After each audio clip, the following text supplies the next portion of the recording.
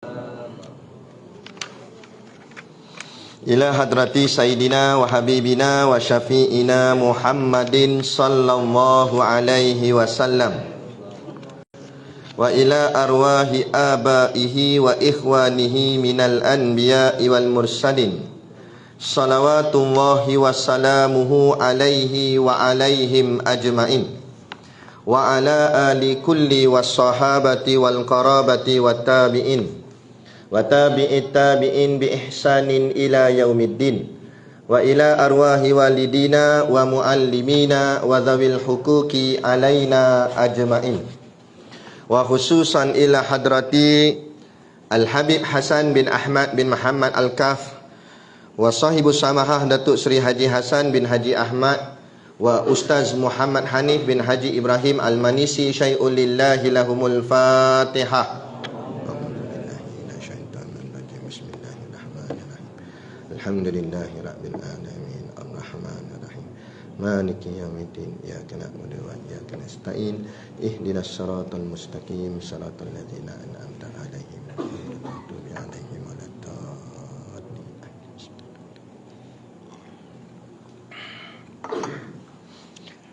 Bismillahirrahmanirrahim. Alhamdulillahi rabbil alamin wassalatu wassalamu ala Sayyidina Muhammadin asyrafil mursalin wa ala alihi wa sahbihi ajma'in. Subhanaka la ilma lana illa ma 'allamtana innaka antal alimul hakim. Rabbi shrah li sadri wa yassir li amri wahlul 'uqdatam min lisani yafqahu qawli. Wala haula wala quwwata illa billahil aliyil azim. Amma ba'. Alhamdulillah, kita sama-sama panjatkan syukur kehadrat-Illah subhanahu wa ta'ala yang dengan limpah dan kurnianya diizin oleh Allah subhanahu wa ta'ala kepada kita pada malam ini masih lagi diizinkan Allah untuk kita sama-sama secara berjemaah istiqamah melaksanakan segala tuntutan yang diperintahkan oleh Allah sama ada yang wajib maupun yang sunat. Dan kita ucap juga syukur kepada Allah kerana memberikan kepada kita kekuatan dan pertolongannya supaya kita dapat meninggalkan segala perkara yang ditegah oleh Tuhan, oleh Allah Ta'ala, sama ada dalam bentuk makruh maupun yang haram. Moga-moga dengan itulah akibat hasilnya Allah menyelamatkan kita daripada azab api neraka dan dimasukkan ke dalam syurganya, insya-Allah, amin ya rabbal alamin. Yang saya hormati pengerusi surau dan seluruh saf kepimpinannya, para imam, para bilal, tok-tok siap yang tak dapat kita nak sebutkan namanya satu persatu, yang amat-amat disanjungi, para asatizah, alim-alim ulama, tuan-tuan guru, ustaz ataupun ustazah yang hadir pada malam ini. Mohonlah ditegur kepada hamba yang fakir dalam bidang ilmu ini sekiranya apa yang disampaikan dan dikongsikan ada salah dan silapnya. Yang kita kasihi ayah-ayah, ibu-ibu, pemuda-pemudi muslimin dan muslimat yang dirahmati Allah sekalian. Baik. Saya sampai lambat tadi. Tadi ada program iftar perdana bersama dengan guru-guru pondok seluruh negeri Perak. Yang merasmikan program tersebut iaitulah Ketua Dewan Ulama PAS Pusat, Ustaz Mak Yahya. Antara yang saya dapat ambil daripada pengisian yang dia sampaikan, dia kata kita malam ni malam ke berapa? 14. Mana tak lama dah tu raya tu. 15 dah. Sikit lagi ya. Kena 15, malam ke-15. Betul, malam ke-15. Ada satu tazkirah itu saya sebut salah, kena kecam. salah tarikh ya, salah hari ya. Baik, malam ke-15 malam ni. Jadi kata Ustaz Mak Yahya, malam 15 ni kalau kita ibaratkan bulan Ramadan ni macam sebuah bukit, maka maknanya malam ke-15 ni kita berada di puncak dia. Kita naik batu turun kan. Sampai kita ni dah sampai puncak, mana titik tengah dia, pertengahan dia. Dan lepas daripada malam ni dia ada kunut Kan? Jadi kita sudah sampai ke titik tengah, sampai ke puncak. Dari hari yang pertama, hari tu sampai ke puncak ni hari mendaki. Faham bila mendaki ni senang ke susah kalau orang biasa panjat bukit? Susah lah nak. Kena sungguh-sungguh. Kalau tak mujahadah sungguh-sungguh, dipatah balik ke bawah. Pernah tak payah tak larat turun balik.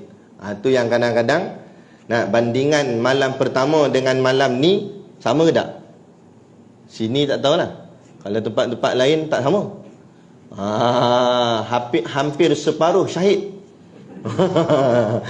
Syahid mana tak tahu lah. Kan? Tapi sini tengok ramai ni, alhamdulillah. Kan? Jadi dia kata lepas daripada puncak, masa sekarang ni start daripada pas ni, maknanya waktu menurun. Waktu menurun kita nampak macam senang, betul. Sebab lagi-lagi berbaki beberapa hari je lagi.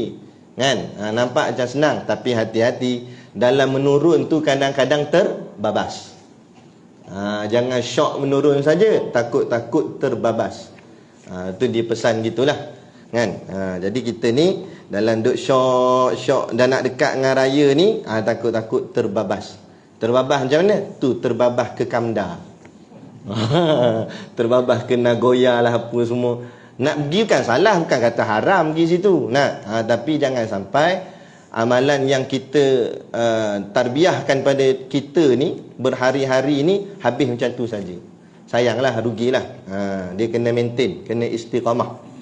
Waktu lain lah pergi. Waktu nak buat ibadat ni kalau boleh jangan ganggu. InsyaAllah.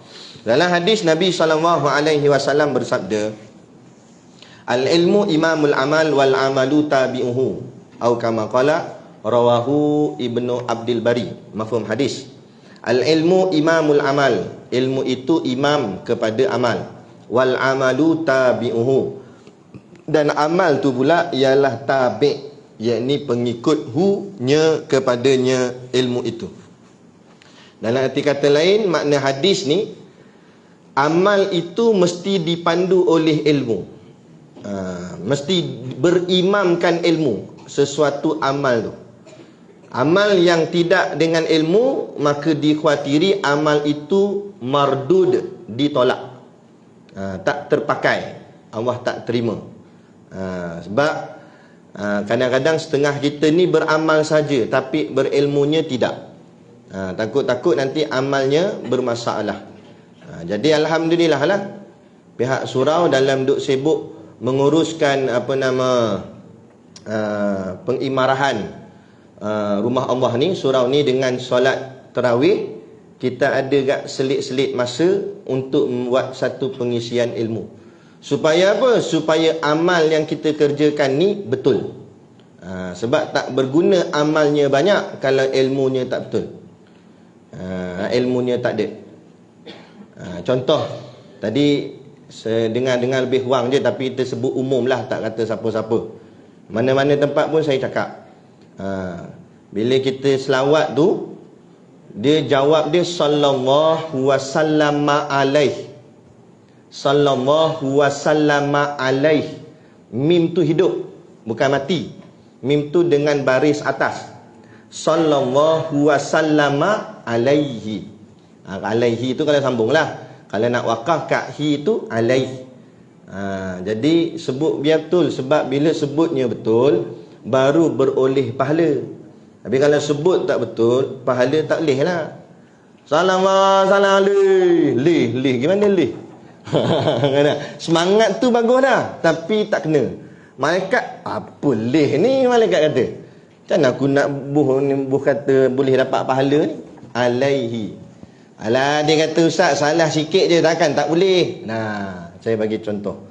Kita kalau salah nombor pin, nak bawa keluar duit kat mesin ATM, salah satu nombor je, duit keluar tak? Cakap dengan mesin tu, alah salah satu nombor je, keluar je lah. Faham tak maksud saya? Maksudnya mesin ATM pun berkira. Apatah lagi soal pahala dosa, bukan boleh buat main-main. Soal amal ni bukan boleh buat main-main. Dia kena buat dengan betul, baru dia jadi sahih. Barulah amal tu sahih. Macam nak amal tu nak sahih, ilmunya kena sahih, insya-Allah. Jadi saya ambil penyampaian tazkirah kita ni, saya cedok daripada sebuah kitab yang bernama At-Taqriratus Sadidah fil Masailil Mufidah.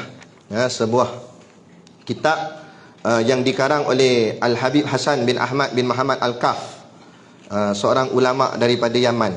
Tak adalah kita nak baca seluruh kitab ni, saya petik-petik mana-mana tazkirah saya pergi, saya sambung-sambung gitu je.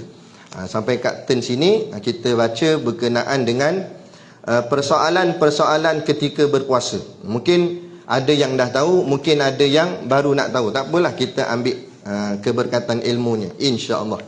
Soalan berbunyi, apakah hukum jika air masuk tanpa sengaja ketika berkumur dan ketika memasukkan air ke dalam hidung, yakni istinsyak. Itu bahasa Arab ni panggil istinsyak. Sebelum kita kumur-kumur mulut, kita kumur-kumur ke hidung dulu. Sedut ke hidung tu, air tu masuk hidung. Baik, jadi soalan dia, apakah hukum puasa kita bila kita ambil uduk ke ataupun bukan ambil uduk sekalipun, air kita kumur-kumur kat mulut ataupun hidung tu termasuk dalam, batal ataupun tidak? Tu kita nak faham. Baik, jawapannya, jika berkumur yang diperintahkan, yakni disyariatkan, maknanya kumur tu ada suruhan dalam syarak. Sama ada suruhannya suruhan wajib atau suruhannya suruhan sunat.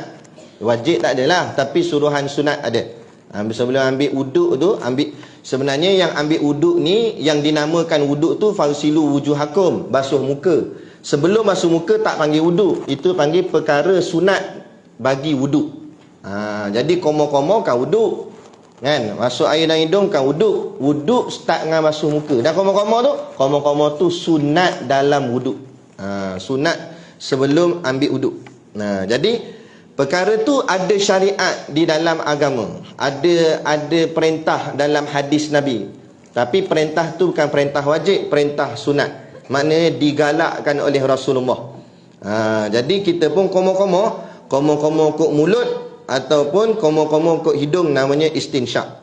Jika komor-komor tu adalah komor-komor yang disyariatkan, makna disunatkan. Contohnya dia kata ketika berambil wuduk ataupun mandi wajib ke sebagainya, kita perlu teliti terlebih dahulu. Dia ada tafsirnya situ, maknanya ada huraian panjang sikit. Okey, baik. Yang pertama dia kata, jika tidak berlebihan, mana masuknya sikit saja, bukan banyak, ketika berkumur, maka puasanya tidak batal jika air memang masuk. Kita terasalah macam air tu masuk, tapi sikit, bukan berlebih-lebihan. Kita buat kadar pun, kadar ambil nak bahagian amalan sunat saja. Bukan buat lebih-lebih. Ni dak, masa bukan bulan puasa kan main, kumur pun tak ada. Ambil uduk, lepak kebuk gitu je. Tahun Ramadan kan main, tiba-tiba pula buat benda sunat sangat. Bukan salah ke buat benda sunat tu, tiba-tiba buat. Orang lain buat 3 kali, dia sampai 5 kali. 1, 2, 3, 4 keluar, yang kelima senyap. Tu ngelak tu. Itu yang pertama. Jadi kalau masuknya sedikit tanpa sengaja, bukan sengaja. Kalau sengaja sah-sah batal. Ni tak sengaja cerita dia. Tapi pula yang kedua dia kata, jika berlebihan, makna masuknya itu banyak, seliter masuk.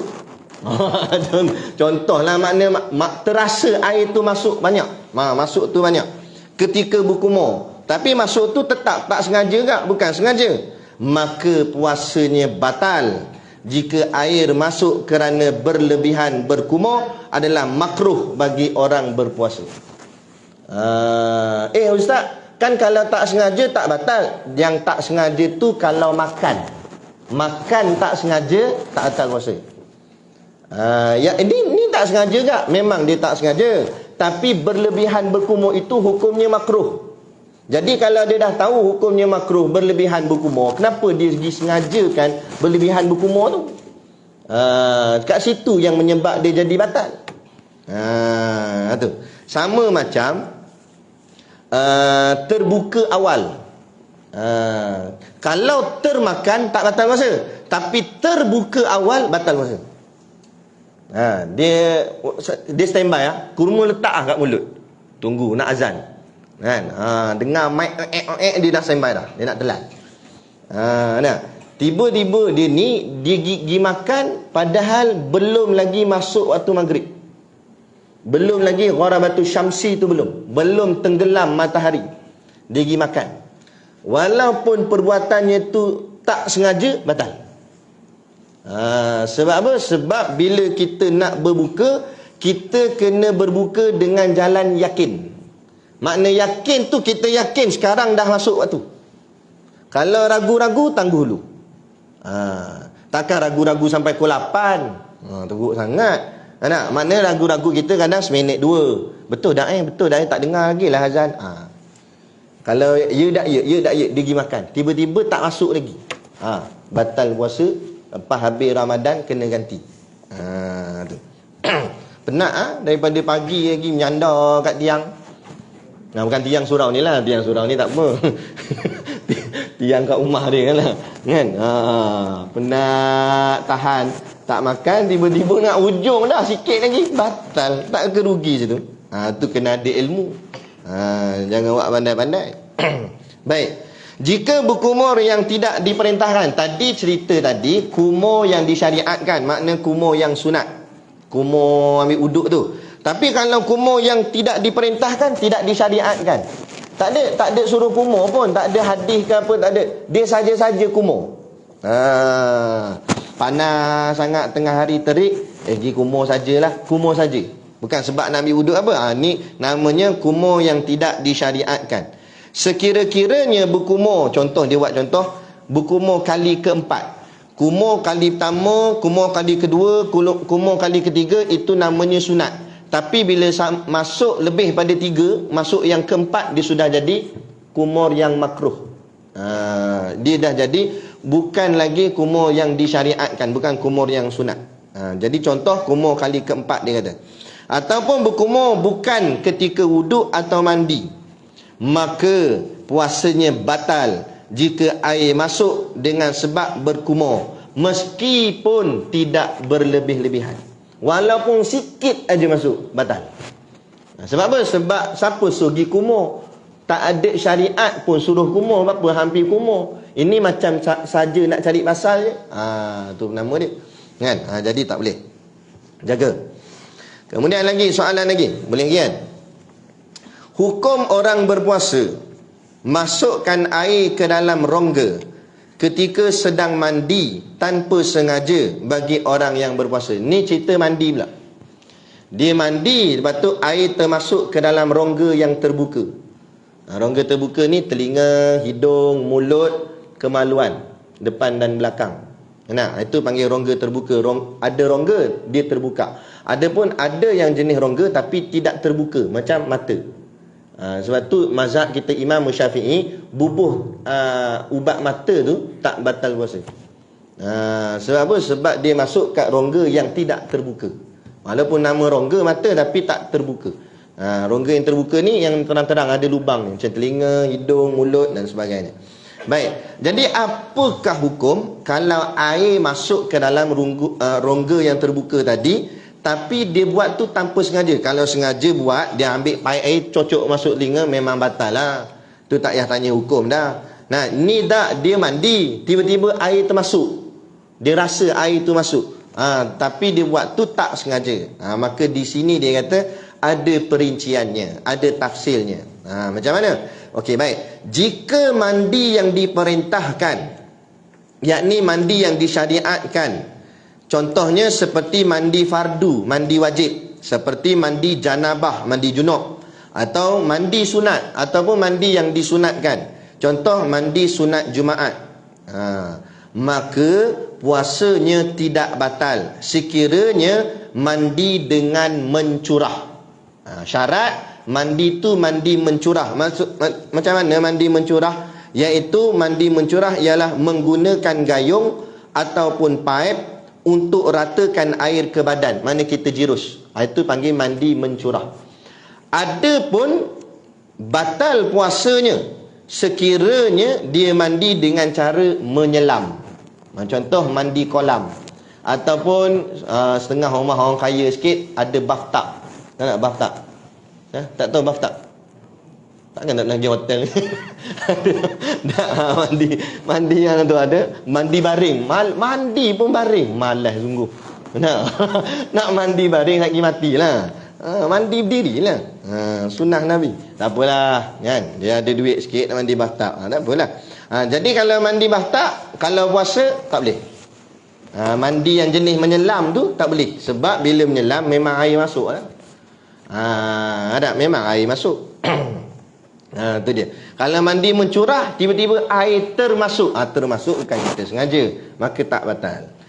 Jika mandi tu jenis mandi yang disyariatkan. Adapun jika mandi tu bukan mandi yang disyariatkan, bukan mandi yang disuruh syarak, sama ada mandi wajib ataupun mandi sunat tadi tu. Seperti dia kata mandi tabarrud, mandi bersejuk-sejuk. Panas tengah hari ni. Allah, panas tu. Dah lah tak makan ni panas pula, dia kata. Sahur pula terlepas pagi tadi. Contoh. Maka dia pun nak pergi basah-basahkan badan supaya badan rasa segar, sejuk.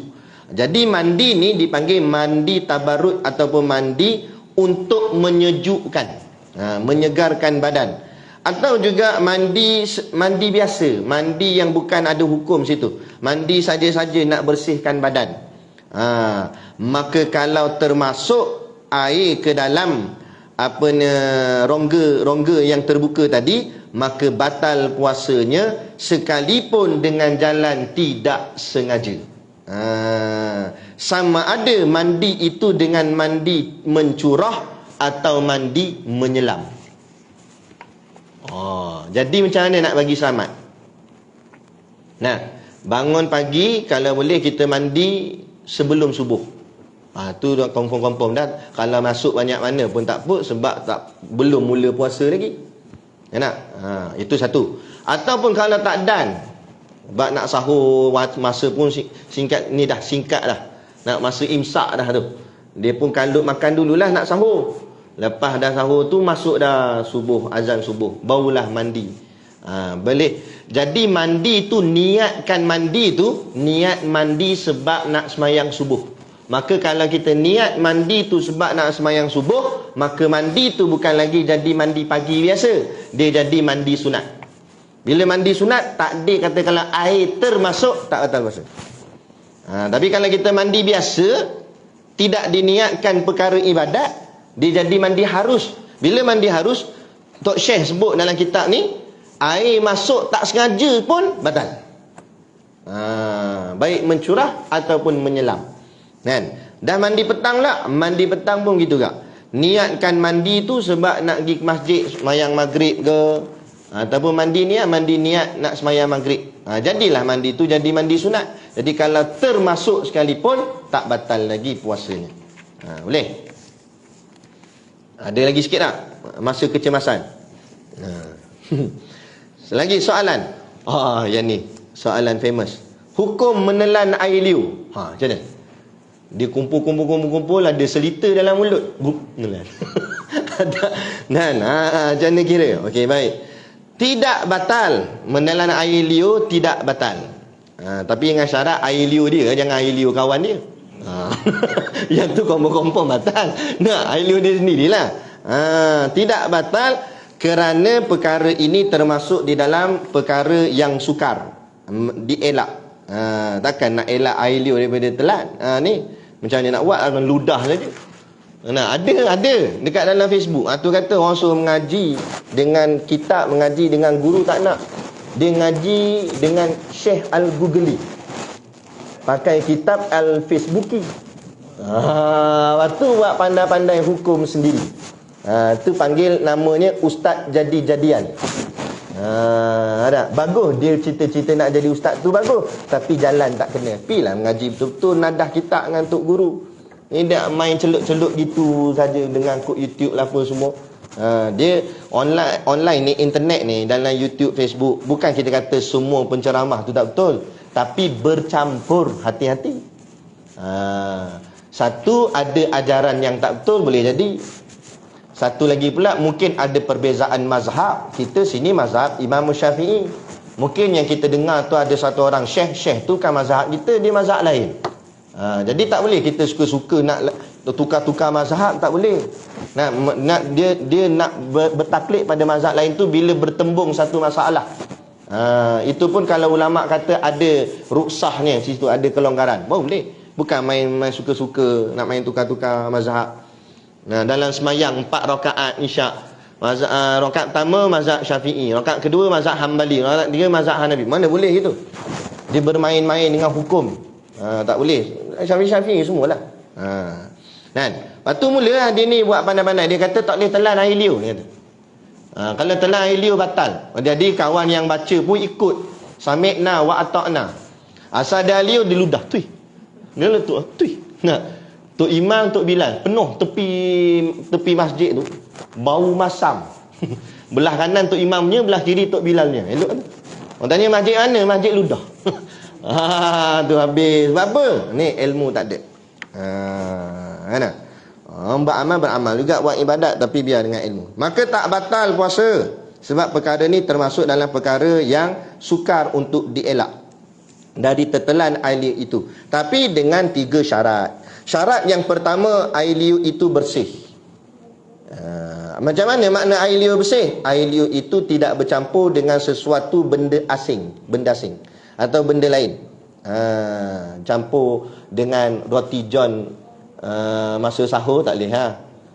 Dia ada rasa sos-sos sikit, tu tak boleh. Itu tak bersih. Nak ni neutral, kosong. Tak campur boleh kita telan. Tidak bercampur dengan lain. Kalau bercampur batal. Maksud bercampur tu kata Tok Syekh, iaitu ada rasa.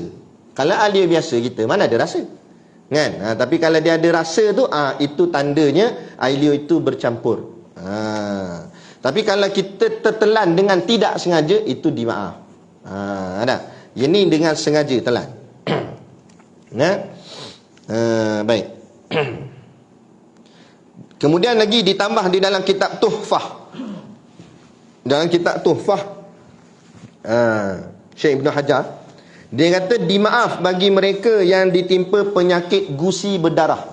Ada orang jenis gusi dia selalu berdarah, ataupun kita kata apa ni, ulcer mulut tu, bibir pecah. Orang panggil apa, anak ikan ke apa benda tu. Gusi berdarah. Sekiranya gusi berdarah itu menimpa terhadap seseorang dengan sekira-kira dia tidak mampu mencegah dari sakit itu, masalah ini ada keluasan, maka dimaaf. Itu maksudnya. Sebab dia tak boleh nak halang macam mana. Asal dia telan air dia terasa darah, kan? Itu dimaaf. Sebab macam tadilah, di luar kawalan dia. Dia tak boleh nak buat apalah. Terpaksa lah. Tapi segi sengaja pecahkan mulut tu, dia kop gigit gitu, boleh sedap sikit minum darah dia kata, kan? Tu tak boleh. Itu batal. Itu sebab dengan sengaja. Itu syarat pertama tadi. Syarat yang kedua, air liur itu suci yang tidak terkena najis. Sama macam syarat di atas tadilah, cuma ni yang kedua ni dispesifikkan, yakni najis. Contoh dia buat sini, dia kata najis disebabkan umpama darah. Inilah darah yang sengaja dikeluarkan. Tadilah apa-apa najis lah. Gitu. Itu yang kedua. Yang ketiga, air liur dari tempat hadam makanan, makdin. Makdin ni perut sini, bahagian perut ni, air liur tu datang dari situ, dia keluar duduk mulut kita telan, batal. Tapi air liur biasa kita bercakap ni, dia bukan datang dari perut, dia datang daripada kerongkong kita ni saja. Yang datang daripada perut ni macam mana? Yang datang daripada perut ini, contoh macam air liur basi. Sebab tu bangun pagi nak komo-komo dulu, gosok gigi apa semua tu, bersugi. Sebab kita takut ni apa yang dalam perut tu. Sebab yang dalam perut tu najis. Air liur basi ni najis. Kadang kita semayang atas selimut, kan? Semayang atas bantal ke apa. Kalau bantal tu ada tompokan air basi, air liur basi, kan? Tak sah semayang kita, sebab kita semayang atas najis, atas tilam katil rumah kita, kan? Jadi kena basuh dulu, kena bersihkan. Ada. Sebab apa? Sebab air liur yang datang daripada perut tu adalah najis. Lidah dan mulut kesemuanya merupakan tempat hadam makanan. Jadi kalau dalam mulut ni saja tak apa. Sekiranya menelan air liur yang sudah sampai kepada bibir merah, puasa batal. Tapi kalau air liur tu keluar daripada kawasan bibir merah, ni bibir kita warna merah ni, dia keluar daripada kawasan bibir, dia contoh air liur tu jatuh ke sini, kita sedut balik. Sedut balik tu batal. Tapi kalau yang dalam ni lagi, mana kalau contohlah bibir kering, panas terik, minum air tak ada kering, kita pun basahkan bibir, kita buat macam tu. Macam tu tak apa lagi. Sebab dia dalam bibir lagi. Dia lidah panjang pula sampai ke janggut dia hisap. Yang tu batal. Sebab itu dah masuk benda di luar. Dia dalam tak apa lagi. Jadi itulah berlebih kurang ilmu kita pada tazkirah ni. Moga-moga kalau tak banyak pun sikit pun jadilah kefahaman ilmu. Moga-moga walaupun sekejap je kita mengaji ni, tapi ilmu ni boleh pakai sampai kita ke mati. Kita boleh pesan pula ke anak-anak kita, bila-bila jumpa orang pun boleh kita reti dah soal hukum hakam dalam bab batal atau tidak batal puasa kita bila buat macam ni, buat macam ni kan. InsyaAllah tu sikit sebanyak. Kemudian yang selebihnya mungkin ada ustaz-ustaz yang lain beri tazkirah akan memberi lebih banyak input lagi, insyaAllah. Jadi cukup sekadar tu. Dan saya mengambil kesempatan ni juga sebab mungkin takut kita tak jumpa dah kan. Jadi mengucapkan selamat hari raya Aidilfitri. Tapi jangan ingat esok raya. Lambat lagi, ucap awal saja. Takut kita tak jumpa kan. Kemudian saya nak ucapkan juga ribuan maaf dan terima kasih kepada semualah ahli jawatan kuasa yang terlibat, dan juga permohonan maaf sekiranya sepanjang perkenalan kita ni, sepanjang saya kuliah kat sini, kadang-kadang ada datang, kadang-kadang tak datang kan. Saya minta maaf. Kadang ada bertembung kekangan masa dan sebagainya. Saya mohon maaf lah. Dan apa yang saya pernah sampaikan, kalau ada mengguris hati, terkasar bahasa, ada yang terasa hati dengan apa yang saya kata, saya mohon maaf sangat-sangat. Tak ada niat langsung di dalam hati ni nak tuju pada siapa-siapa. Kita cakap dalam bentuk umum sahaja. Terkena tu nasib-nasib lah, mana nak tahu, kita pun tak tahu. Kita sebut umum saja. Tujuan sebut pun tak ada benda lain. Adalah untuk memahamkan masyarakat kita tentang hukum hakam agama kita, insya-Allah. Moga-moga Allah istiqamahkan kita sampai ke hujung Ramadan, malah bahkan sampai di luar Ramadan kita masih lagi beristiqamah dalam melaksanakan segala perintah-perintah Allah dan meninggikan syiar-syiar agama Allah, insya-Allah. Jadi cukup sekadar tu. Di luar sana ada sedikit produk perniagaan, niatlah membeli sambil menderma. Jangan ingat more, tu bukan more. Lagi dia balik nonong itu, dia kata bagusnya surau macam-macam bagi apa tu jual.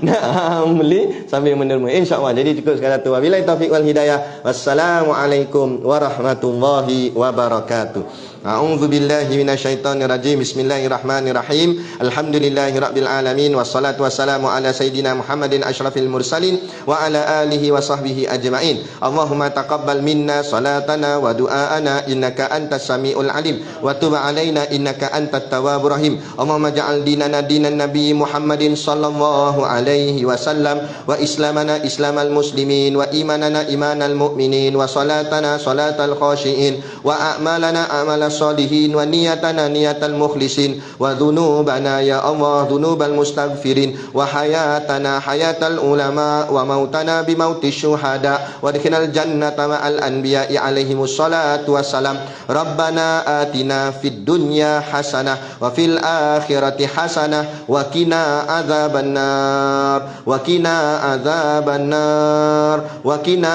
adzabannar. Allahumma barik lana fi Ramadan wa balighna fi lailatul qadar wa balighna fi lailatul qadar wa balighna fi lailatul qadar. Ya Allah, berkatilah kami di dalam bulan Ramadan ini dan sampaikan kami di dalam malam Lailatul Qadar. Wa sallallahu ala sayyidina Muhammad wa ala alihi wa sahbihi wa sallam. Subhana rabbika rabbil izzati amma yasifun wa salamun alal mursalin walhamdulillahi rabbil alamin. Amin ya rabbal alamin. Taqabbalallahu minna wa minkum. Takbir. Allah. Ada dah.